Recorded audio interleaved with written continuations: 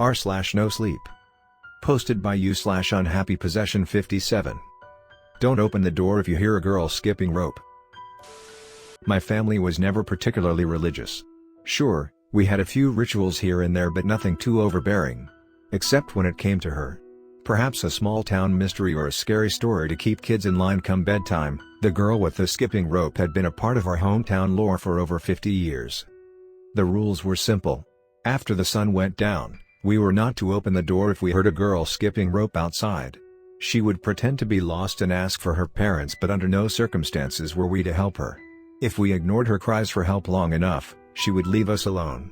If you grow up with something, you come to accept it as gospel truth, no matter how implausible it may be. To me, she was nothing more than Santa's evil cousin who would visit us every couple of years. I was around 12 when I had my first encounter with her.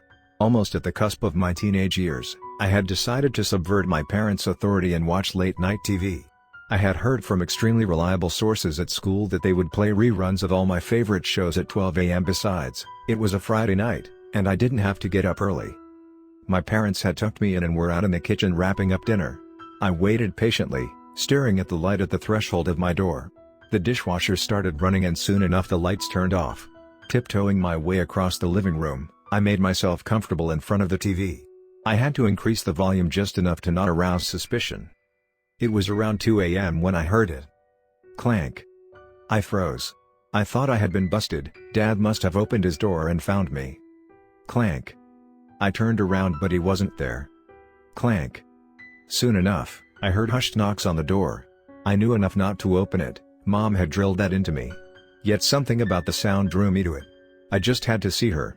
I struggled but eventually decided to look out the window to see who this girl was.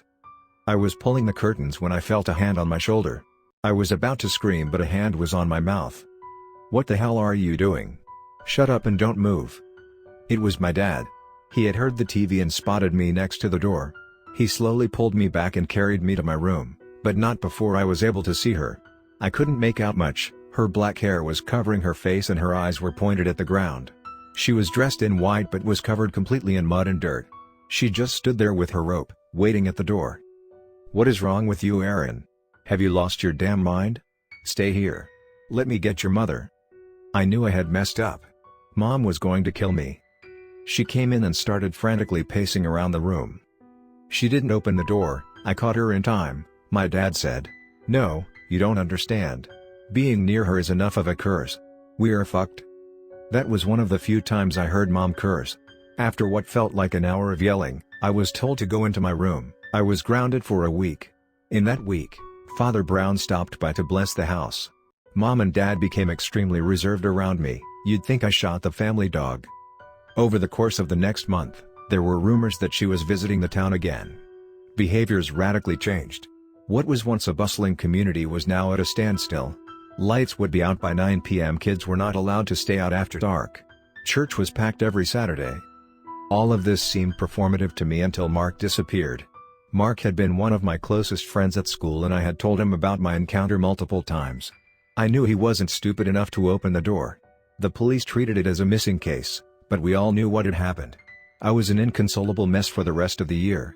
Needless to say, I didn't ever stay up late again. Mark wasn't the only one, however. Next it was Mr. Paul, who lived by the river. Then Ms. Wu, who ran our town bakery. Finally, a little girl named Julia disappeared from her mom's house. The police didn't know what to make of this. There were no clues to any of the disappearances. The doors were opened voluntarily, there were no signs of forced entry. The victims had seemed normal until their disappearance. No leads were ever found. Everyone stayed extremely vigilant. Parents would sleep with their kids with a shotgun next to the bed. Over the next year or two, the fear died down. No one really spoke about the disappearances or the girl, although it was always a lingering thought for most people in town. A good amount of people moved, and the state dedicated more resources and personnel to our city. With the band-aid of time, things got better. 4 years later, they found Ms. Wu's body in the forest. From what they could make of the corpse, she had been choked to death with a metal object. Her face was brutally caved in, and her skull had significant blunt force trauma. By this point, however, she was nothing more than a footprint in the newspaper. Eventually, I moved to the city. The girl with the skipping rope would pop up in my nightmares here and there, But besides that, I never paid much attention to her. Life was busy and I wanted to move on from my small town. I turned 40 last year.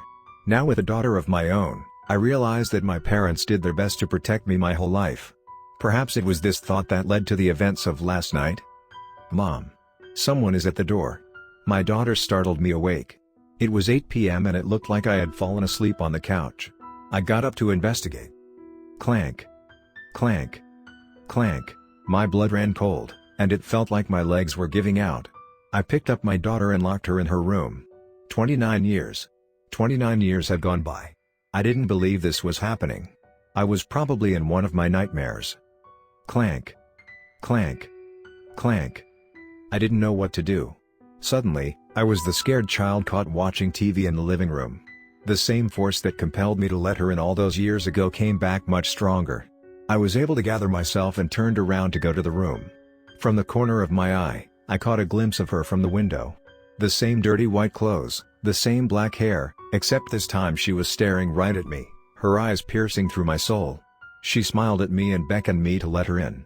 I decided to run, but before I knew it, I was in the forest being pulled by my neck. 1,000 little knives being dragged across my back. The legends got one thing wrong. The sound was not her skipping rope. She had always been holding a long metal chain. And now she was going to kill me with it. I struggled and tried to break free from the noose around my neck. I heard her laughing at my efforts. Please. Please let me go. I have a daughter, I struggled to get the words out. Fueled by adrenaline, I pulled the chain forward to where I could catch my breath. I snuck out from under the chain and ran. I ran as fast as I could across the forest, but I could hear her following me. Someone spotted me by the highway and called the police. At the hospital, I tried explaining the girl with the chain who had tried to kill me. Yet, no one would believe me. Temporary psychosis, I believe they called it. The doctors theorized that I had tried to harm myself and I was committed for 7 days. My daughter has since been staying with my mom and I can breathe a sigh of relief, because I know the girl will be waiting for me when I get out. The next story of this videos posted by u/unhappypossession57. Someone from my past life keeps visiting me. Growing up, there used to be a man crouched in the corner of my bedroom.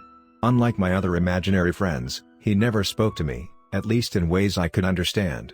Instead, his preferred medium of communication was intense eye contact. He had become a fixture of my life, much like a childhood friend or your Uncle Chris who comes over for a beer every Saturday. If I was in the car, his reflection would pop up in the window. Sometimes he'd show up in between the static pause when I would change channels on my clunky TV. Once I'd even caught him waiting for me after school. He stood tall, around the height of my father, and was always dressed in white, save for a red pocket square neatly tucked into place. I could never get too close to him, but I knew that he wore glasses that were big and round. The man with the round glasses. My mother would recall years later, you would never shut up about him. The man kept showing up here and there. He would make me uncomfortable, sure, but Dad always insisted that he was nothing more than an imaginary friend. His visits were always accompanied by a muffled sound that could best be described as angry humming. I, however, never dared to investigate the source. Eventually, the training wheels came off my bike, I found a passion for pop punk, and my toys got replaced by a PC. Guess Dad was right, he was nothing but an imaginary friend, and it looked like I had outgrown him. Life soon got busy with college, drinking, and a love for guitar. Slowly, all the details that made my childhood started getting replaced by the minutiae of everyday life. The man with the glasses was nothing more than a story I'd tell during Halloween or a true spooky story for the campfire, with a few embellishments, of course. Some friendships, however, last a lifetime. It was my first night in my new apartment. I had graduated from college and had gotten a job in Phoenix. I had to bribe my friends with 3 pizzas to help me move, but we were done for the night. I looked around my new place, proud of being independent for the first time in my life, and took a deep breath. I collapsed on the couch and before I knew it, I was asleep. Around 3 a.m. I woke up in a slight panic, the kind where your body jolts you awake and leaves you to decipher reality on your own. I noticed that the room had gotten extremely cold, a bit odd considering the Phoenix heat. My blankets were packed in one of the boxes, so it looked like I had to make do with my sheets. Just as I was figuring out my blanket problem, I heard quiet footsteps coming from the corner of my room. In the distance, I noticed something moving right in the corner of my eye. The deafening silence was broken by my labored breath. With adrenaline surging through my body, I turned around. It was him. The man with the glasses was back. He was older now, wrinkles had appeared on his once youthful face, his glasses were older, and cracks had formed in the lenses. "He's not real. He's not real. He's not real," I told myself. I closed my eyes and hoped that he was gone once I opened them. I heard footsteps again, and when I opened my eyes, he was nowhere to be seen. I called my mom, who promptly dismissed this incident a result of moving stress. I knew I couldn't stay there that night, so I crashed with my friend David. I left the lights on. To my surprise, his visits stopped after that night. Things started going back to normal. I threw myself into my new job and made new friends in the area. The man in the glass is gone, but not for long. In about 3 months, he started showing up everywhere I went, and his reflection was burned into my brain.